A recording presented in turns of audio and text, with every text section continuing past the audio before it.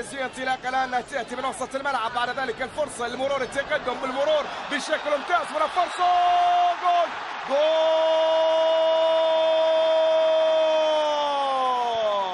هدف اول منذ البدايه للفريق الباريسي عن طريق اللاعب إيكوني. اذا إيكوني يتقدم، تلاعب بمدافع الريال وتمكن من تسجيل الهدف الاول في هذه اللحظات. انطلاقه اتت من وسط الملعب للاعب الفرنسي، وبالتالي هدف اول للبي اس جي في هذه اللحظات منذ البدايه.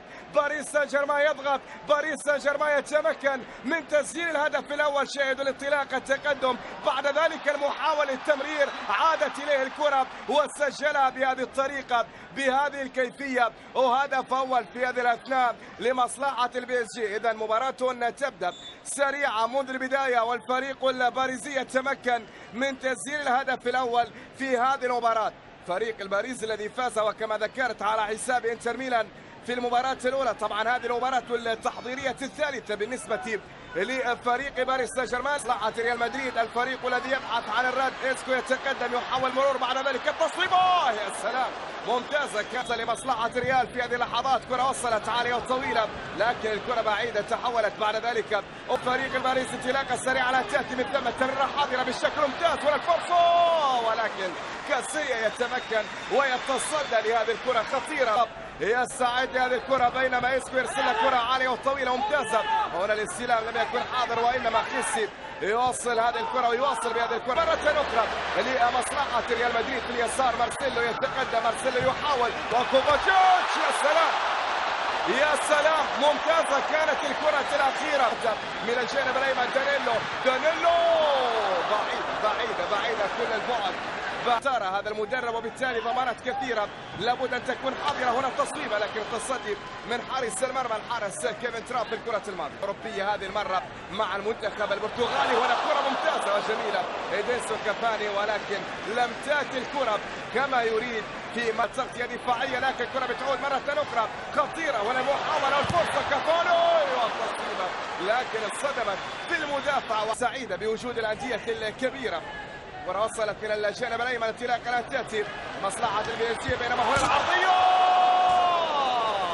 الهدف الثاني كان قريب لباريس سان جيرمان في الكرة الماضية. شاهد الكرة والانطلاقة ومن ثم العرضية وبعد ذلك التسديدة، لكن جنبت القائم الأيسر وتحولت إلى خارج الملعب وعادت إلى ركلة مرمى في هذه اللحظات لخلف.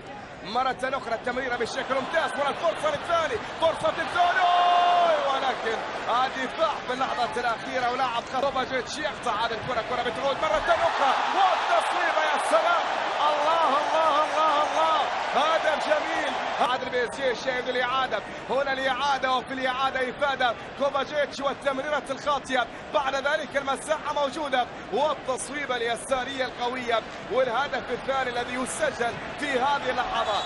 هدف ثاني إذن في هذه الأثناء، هدف ثاني إذن يسجل في هذه اللحظات. البديل هو من يسجل من صاحب الهدف الثاني الجميل. مونيه يتقدم، كرة ممتازة، هنا فرصة الثاني، جول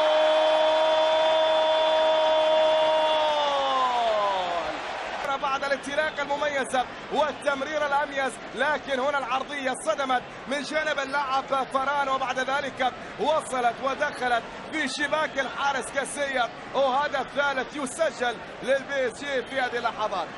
3 باريس سان جيرمان، لا شيء لريال مدريد. نعم هي مباراة ودية، نعم هي مباراة تحضيرية، ولكن الآن طبعا دكة عامرة بالنسبة لفريق ريال مدريد. اللاعبين هنا فرصة وتصويبة جميلة لكن إلى مدريدية على يسار الحارس. تراب ترسل كرة طويلة والرأسية، لكن كاسيميرو وكرة إلى خارج الملعب، إلى كبيرة أكيد بالنسبة للاعب بحجم هذا اللاعب الشاب. كرة تصل بعد ذلك عن طريق إسكو وركلة جزاء. نعم هي كذلك ركلة جزاء. لحظات وفرصة تقليص الفارق في هذا اللقاء. شاهد الكرة إسكو بمهاراتها بانطلاقاتها بعرضياتها، أتت واحدة من هذه العرضيات قبل أن تسلك الطريق، اصطدمت في يد اللاعب أوريه، وبالتالي إلى أخير كيفن تراب في الانتظار في الاستعداد لهذه الكرة. بينما هنا مارسيلو جول هدف التعادل أو هدف تقليص الفارق في هذا اللقاء بعد ركلة جزاء. هنا الكرة في اليسار والحارس ارتمى في نفس الجهة ولكن لمس الكرة واستمرت في طريقها إلى الشباك البيزية، وبالتالي هدف عن طريق مارسيلو. 3 باريس سان جيرمان هدف